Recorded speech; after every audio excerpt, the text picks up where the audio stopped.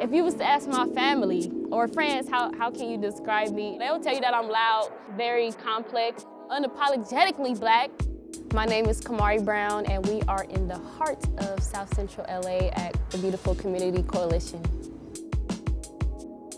Come on in. I think I got involved in 9th grade. I stayed because they started teaching me about my own backyard, political science, my school itself. It's like they knew everything that I didn't know, and I was in these spaces.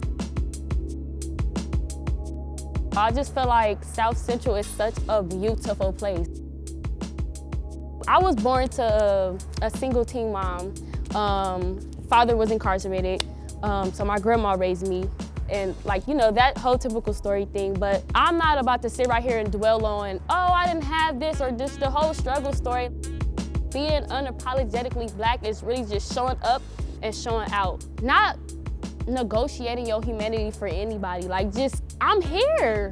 And you're gonna recognize that. That's just me knowing my self-worth, and that's me knowing that just the past traumas, the past everything that Black women have been through, and me wearing all my ancestors' hard work and traumas on my back and showing up in that room as Kamarie Brown and as everybody else that came before me, right? One of the most important social justice issues for me is educational equity.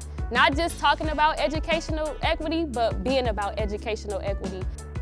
Something that I was really heavily involved in was the Cine campaign. It's basically an equitable funding formula that prioritizes under-resourced and underfunded schools like Crenshaw, which is where I graduated from.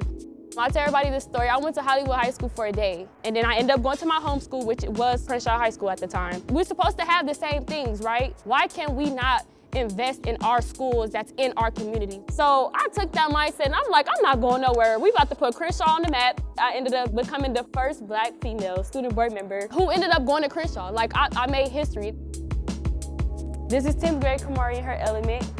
Some of my biggest successes on the Los Angeles Unified School District Board were the Mental Health is Mental Wealth Resolution, and then the Mommy, Daddy, and Me resolution. The Mental Health is Mental Wealth resolution was a resolution that really aimed to just create a space, one full week of mental health exercises. The Mommy, Daddy, and Me resolution aimed to create a space for young parents instead of pushing them out of school just because they had a child at a young age.